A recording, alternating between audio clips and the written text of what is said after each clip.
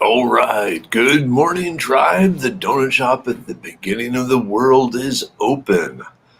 I am your host, Dr. Mark Merriweather Vorderbergen, broadcasting to you live from my front porch on a foggy morning.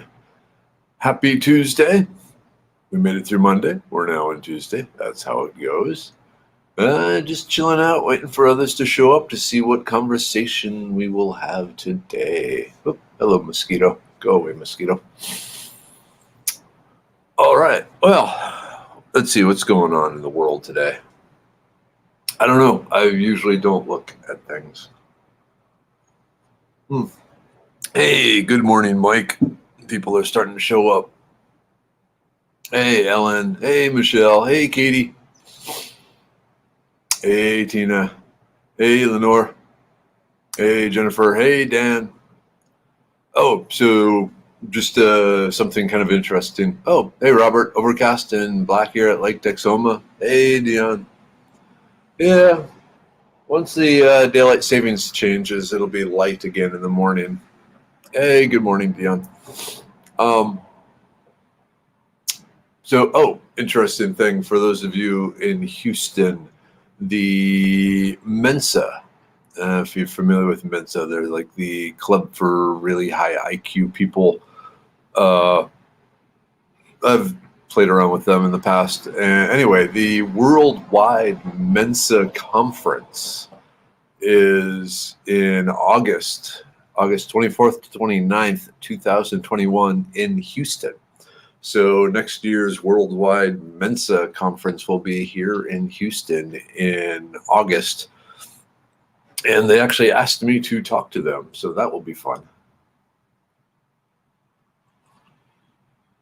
So I've talked to them before, given presentations at their meetings and so forth, but this time it'll be the Worldwide Conference. So that's kind of cool. Yeah, it's already clearing up a little bit. It was foggier like 10 minutes ago. Hey, good morning, Bernice. Hey, a bit of fog out in Liberty. Yeah, I can believe it. Hey, good morning, Laura. Hey, Tina. How you doing? Balmy 74 in Weimar. Yeah, it's fairly warm and humid again. What is it? Oops. Today's weather, it's 72 and foggy here. Yeah, it felt warmer than that. I was going to guess more like 74, 75.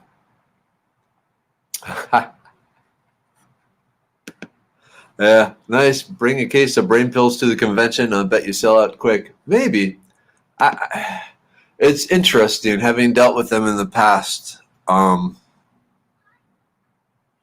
There's a certain pride amongst skeptics in not believing anything. And so if it's not science, and even if there is science to back it up, there's still the preconceived notions come involved. In general, they're pretty good, but every so often I've run into one or two that are just like scoffmatics. So anyway, it'll be fun. Just treat it like every other conference. Which brings up another one. If there's anyone here from down in the valley, down like in McAllen, Brownsville area, I'm trying to get some classes set up down there. So I'm reaching out to contacts who might know people down there. So, if anyone happens to know anyone that works at the botanical gardens or nature preserves around the McAllen area, let me know. Jeffrey. So I found a wild trifoliate orange tree bush. Any cool uses?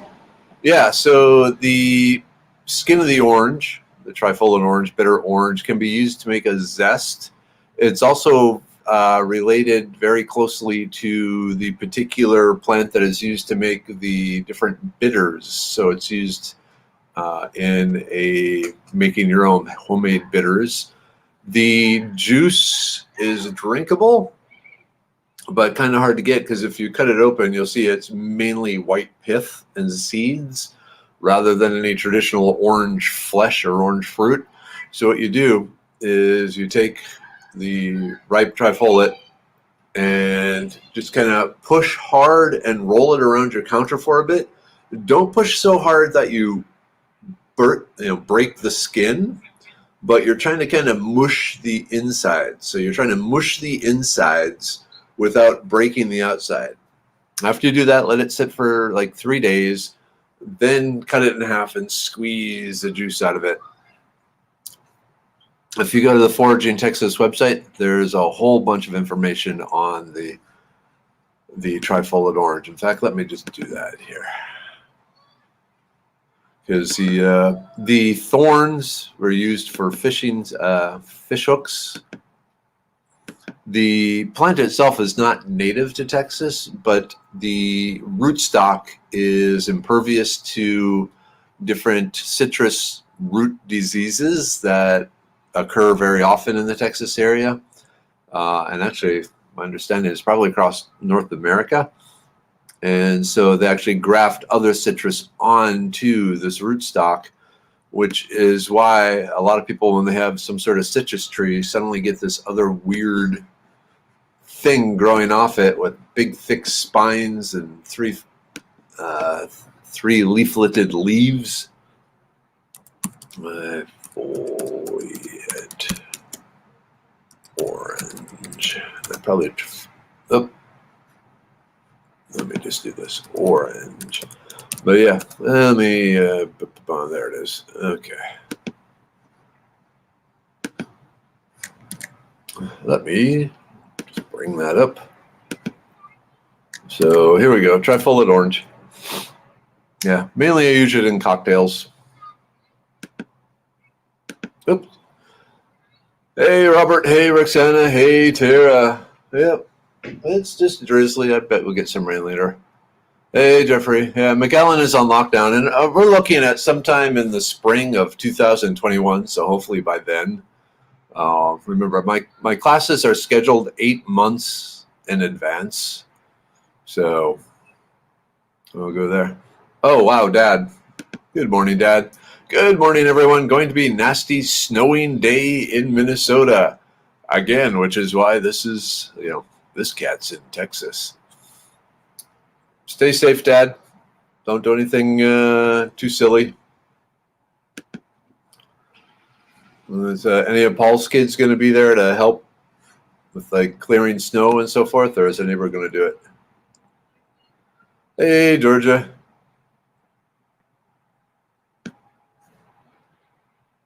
Hey, Laura. Let's see. Yeah. So the juice is super sticky. There is that. I've seen people boil it down into like lemon droppy sort of things with the addition of some sugar. So making like hard candy or lozenges. It's a hard word for me to say.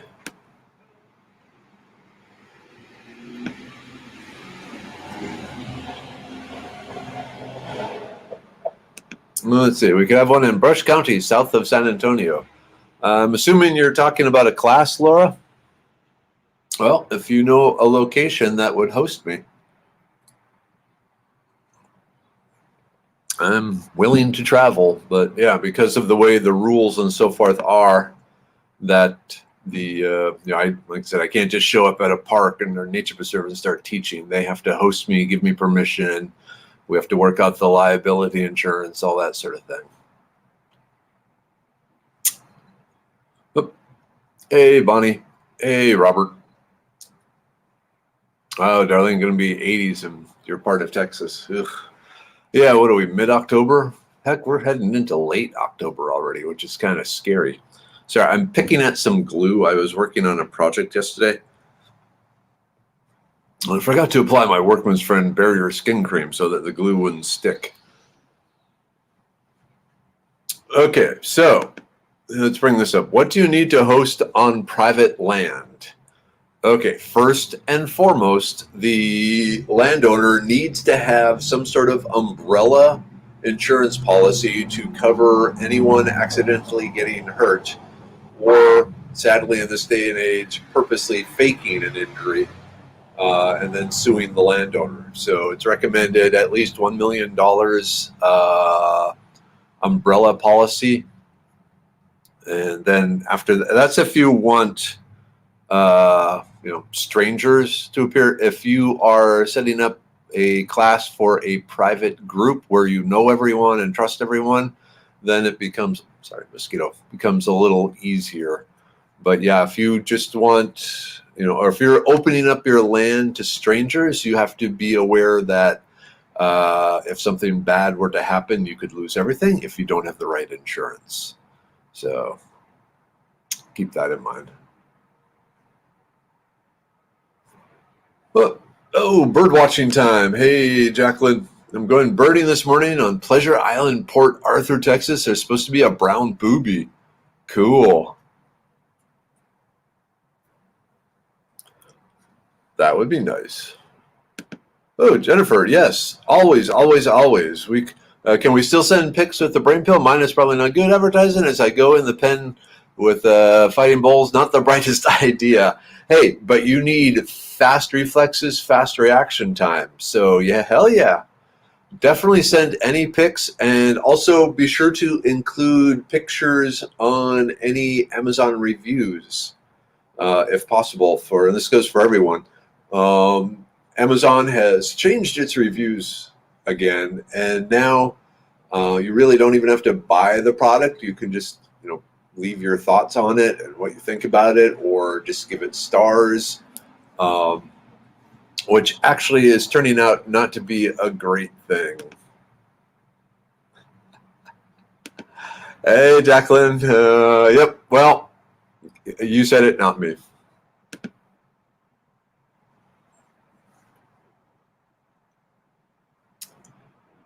Ooh, okay. Are there any animal rescue people out there? Kimberly saying, just found a tiny kitten small enough it can't walk outside our house. Does anyone know what I should do? Leave it in case the mom comes back and get it and feed it?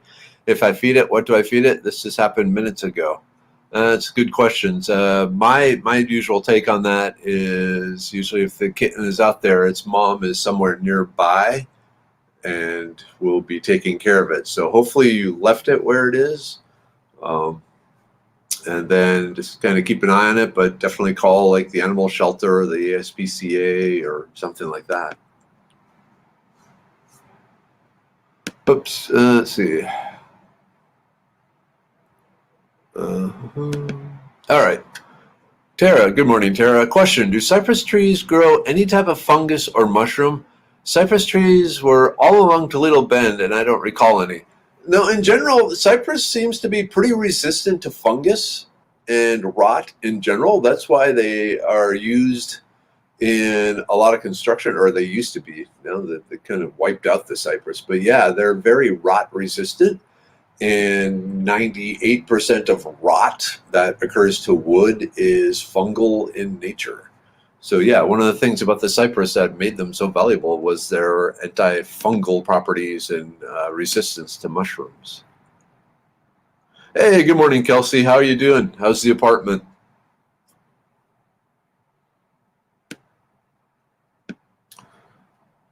All right, Laura, thank you. Yeah, just a reminder now that we unlocked the next level at Amazon, and subscriptions are available for the liver pill and or the brain pill. So the immune pill, we still haven't sold enough for Amazon to give us the subscribe and save for that. Yeah, event insurance, Joe, that's pretty much what's needed if you want to host classes on private land. And like I said, have people you don't know and have no ideas about come on and traipse around the wilds of your land. That's why it's generally always easiest for me and safest for everyone involved to go with established, like nature preserves and parks and museums and stuff like that, historic sites where they're already designed and set up to have people traipsing across the wild there. So otherwise it just gets really complicated.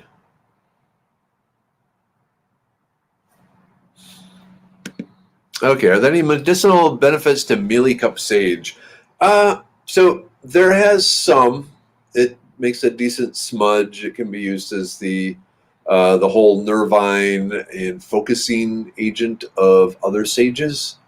Um, it's not quite as powerful, but it's definitely not non-existent, I guess, the medicinal properties. So it really does have a lot of the same medicinal properties, just at a slightly lower concentration. I'd say maybe like a 70% strength compared to the official culinary sage.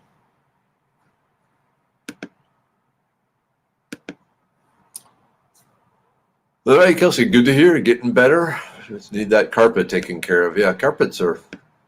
I understand why people like carpets, but damn, they have their issues, don't they? Oh, good. The brain pillow is very well packed. That's good to hear. Hopefully they're starting to get that figured out. Hey, good morning, Christina. Yep. Bodark is another one of those that's really rot resistant. So really, really good for that. Mesquite is another. So there are some woods that are just naturally resistant to fungus. So they take a long time to rot. And then... so they make good building stuff. The issue with mesquite and somewhat Osage orange, well, especially Osage orange, there's two issues. Osage orange is extremely hard to cut. And so a lot of sawmills don't want to cut it into boards because they end up destroying their saw blades. And then also with mesquite and bodark, the trees have a tendency to twist and split. And generally, you can't get good, nice building lumber out of it. Usually, you can get nice posts, so it will be used for, if you've heard of a post and beam house, the post that the house sits on, things like that. Yeah, Kelsey, cedar. Cedar is somewhat resistant. Cedar is more resistant to insects than to fungus. So cedar does rot away, relatively quickly, but it was used to line closets and make trunks and so forth because the cedar oils have some ability to repel insects, in particular moths. There's a number of moths out there that like to lay their eggs in wool blankets and wool clothing, and then the eggs hatch and the larvae eat the wool before turning into the moth and fly away. So by making the trunk or the closet lined in cedar, it would keep the moths out of there. And so then you wouldn't get the moth maggots eating the wool. So, and that was the purpose of mothballs too. The Nephilim mothballs was another way of keeping keeping the moths away from the wool clothing and wool blankets. But as far as rot resistant, cedar isn't in the same class as the cypress and the bodark and the mesquite. Hey, good morning, Tammy. Yep, Osage orange is considered the best wood in North America for the bow and arrow. So because it's very dense, very springy. It was somewhat tricky getting a nice straight shaft for it, but they were so valuable that they became a trade good. And Osage orange,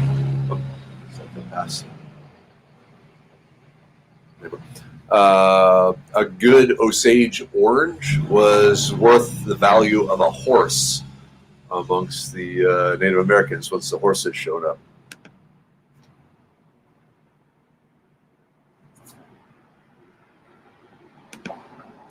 Okay, good morning, Carol. Yeah, a friend asked me if Texas sage is edible. The Sylvia Drummondii, the scarlet sage.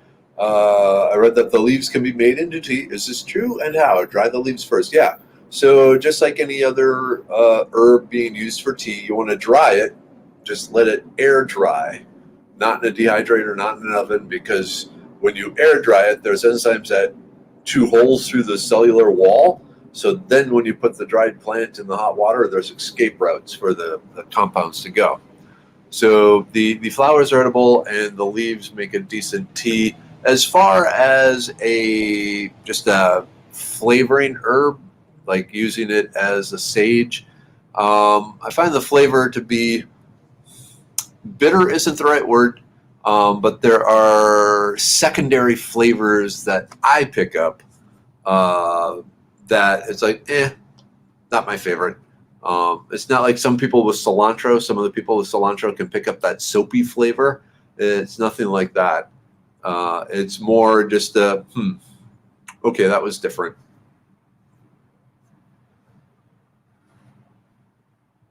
Yep, Darlene, and drier parts cedar will last a long time. Yeah, and that helps being in a dry area. Also remember, because the fungus needs generally heavy moisture to reproduce and grow, and so keeping things in a drier area is just one of the basic ways of keeping them from becoming infected and rotted by fungus. Hey, Kelly, yes, if you go to the Foraging Texas website, so www.foragingtexas.com, on the right-hand side, scroll down, you can get lists of plants by season, spring, summer, fall.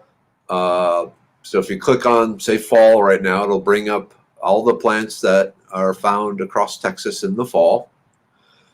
It shows 6 at a time. So you got to scroll through to the 6, and at the bottom there are show older posts. So you got to click on that and see the next 6 and see the next 6. And let's see, right now, how many do I have here? Jumping over there.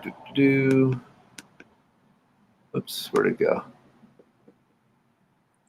Yeah, so for fall right now, I have 125 plants listed.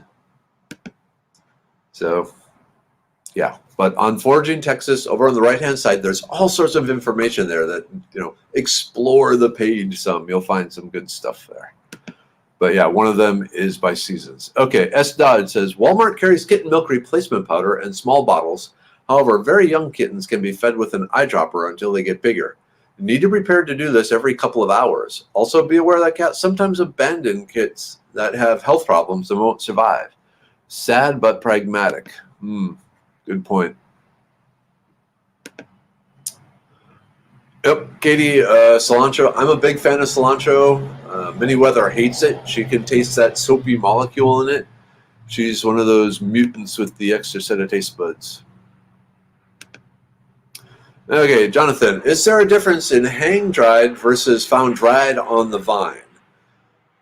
Yeah, so if you hang-dry it in your house, in air conditioning, it's much less likely to have encountered variations in temperature and humidity. Temperature doesn't matter that much, but humidity and rain and fog do.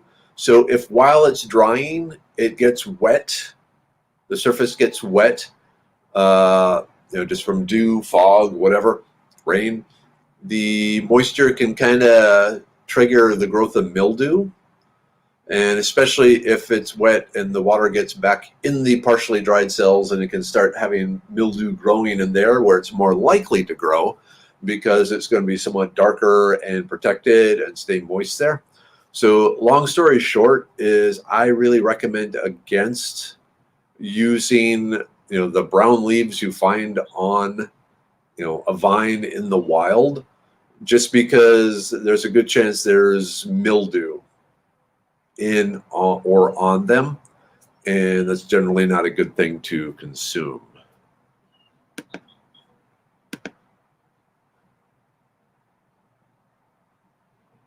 Hey, good morning, April.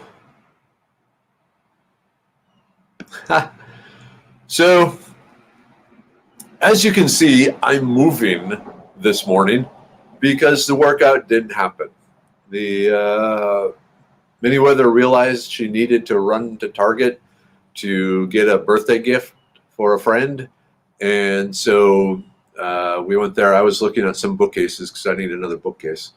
And so we decided shopping in Target is stressful enough to count as a workout. And so the workout did not happen. She has her job tonight, so maybe Wednesday.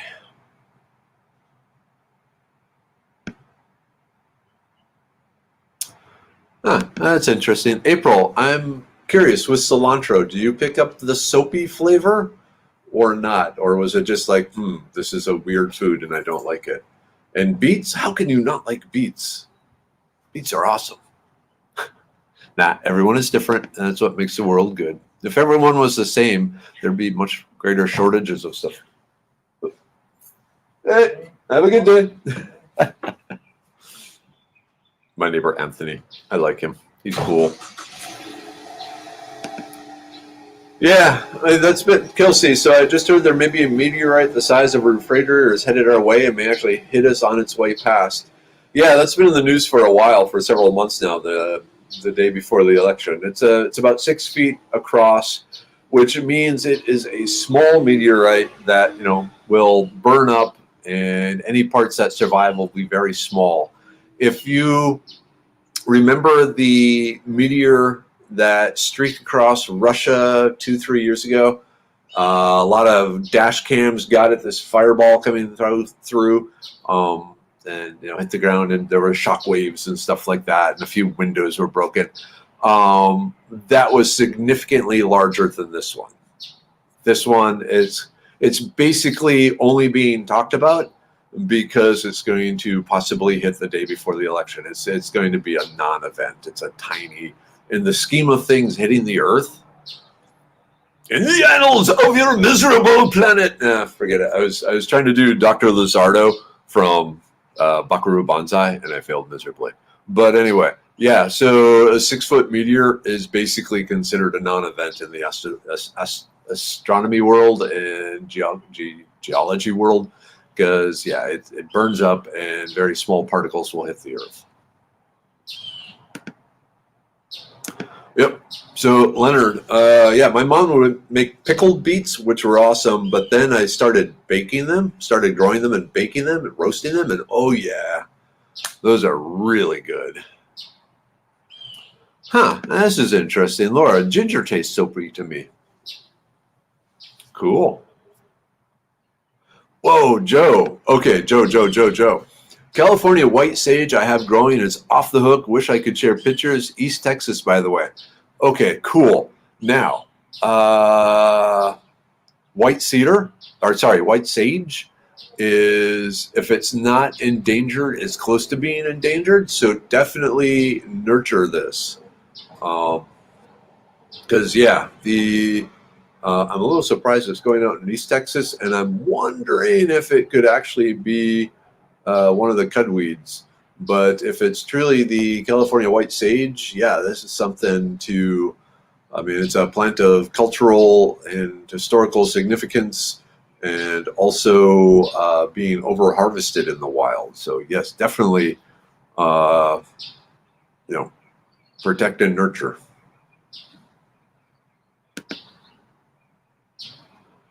Ooh, Dan. Side note on pickled beets. Add a touch of vanilla and allspice to the brine, then refrigerate for 24 hours. What an interesting flavor combination. I'm just mentally trying to picture that, trying to taste that in my head, and I'm intrigued by the combination. It really sounds odd, but hey, grandmas, gotta trust the grandmas.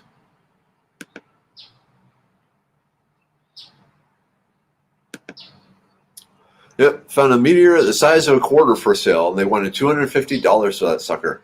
Yeah, meteorites are expensive. There's a whole trade in them, and there are several knife makers that include meteorite iron in the making of the knife. And sometimes they'll just use a little bit, like a Damascus sort of thing. But yeah, it's out there, and they cost a fortune. What was it? One of the medieval kings was given a sword made from a meteorite. I don't remember which one.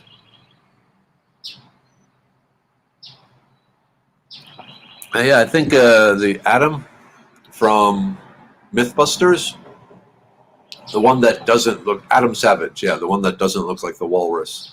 Either he made a meteorite knife or worked with some knife maker to make a meteorite knife, or someone gave him a meteorite knife. But yeah, if you look online, there are people selling meteorite knives, which is cool.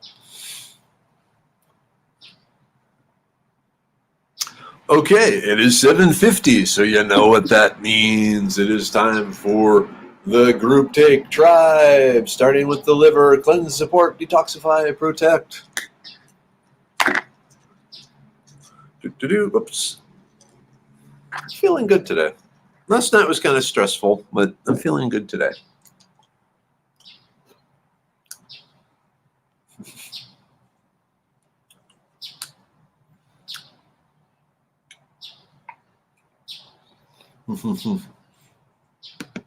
Sorry, I saw April. So now I have cuckoo, cuckoo running through my head.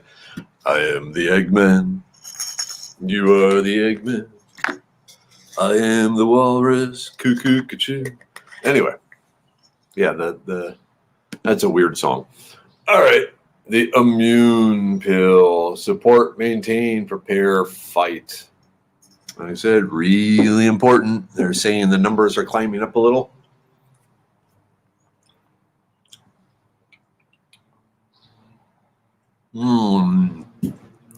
Yep. I made my coffee a little weaker this morning just to see what it would be like, and I'm really regretting it. Okay, and last, the brain pill. Focus. Focus, focus. So, for memory, acuity, whoop, only need 3. I like the smell of this stuff. Oh, I like the smell of this stuff. The sage, yeah.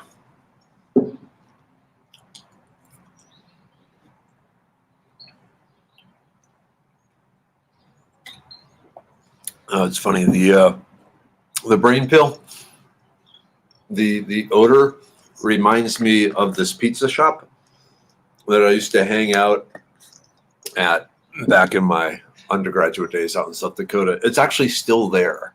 I was shocked when we went back 2 years ago.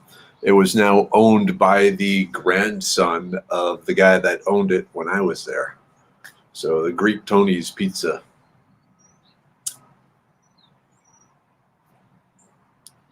Sweet Joe. Okay, it is for sure California white. Harvest the seeds myself, contained in pots.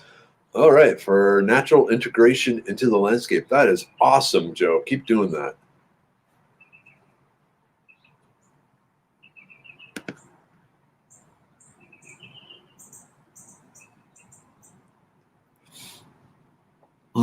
More coffee.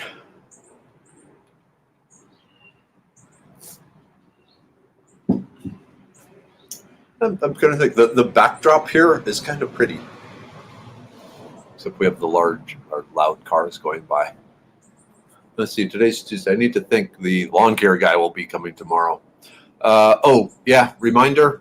So for the first time since the pandemic, donut shop opened, this Thursday and Friday, there will be no donut shop. Sorry about that, but like I said, I'll be on the road. I'll be traveling.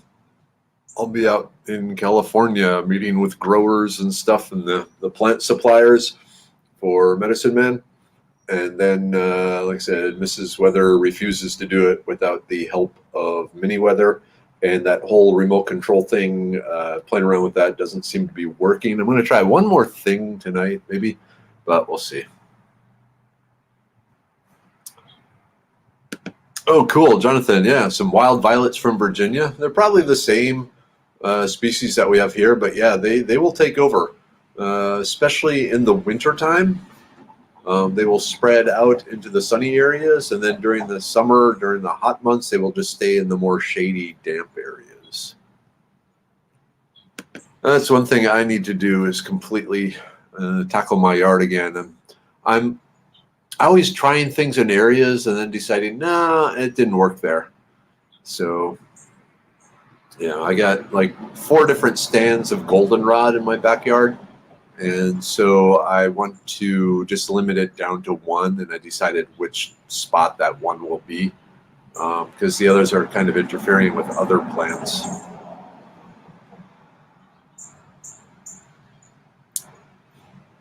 Oh, cool, Leonard. I use those and wood sorrel as borders for beds and trees. Yep. Yeah, the wood sorrel and the wild violets, I think they look good together and they grow well together because they like similar conditions and they just have neat shape patterns that form between them.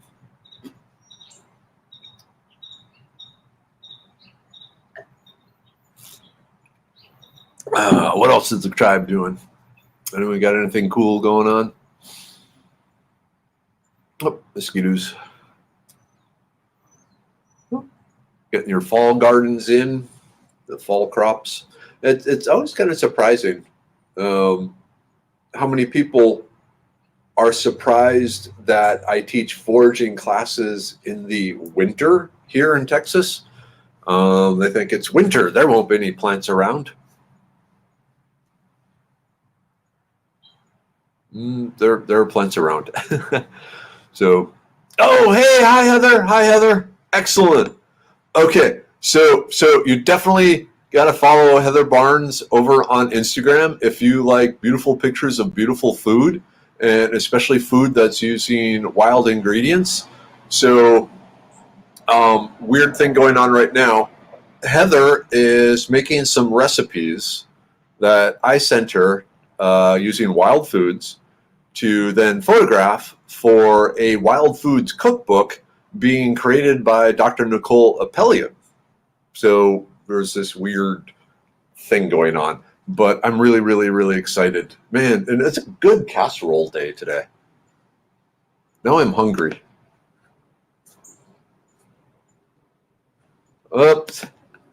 Yeah, that's the downside, Heather, with the pads.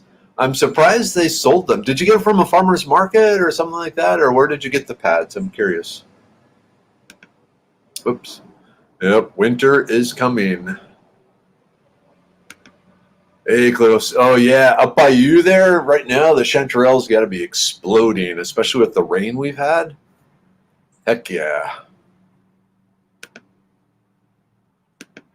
Oh, okay, Mexican meat market. Yeah, it would make sense then that they would sell them, with the glochids, type because usually like at the grocery stores around here, the HEB and so forth, it seems like they stick to the non-glochid prickly pear in the spring, and then that's it because I guess people don't know how to work with them.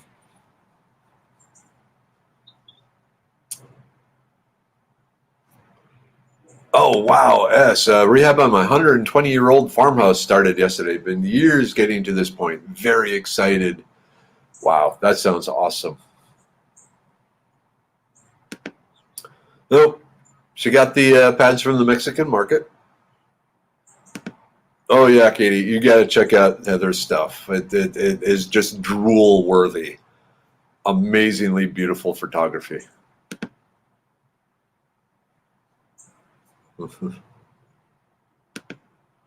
Jacqueline will keep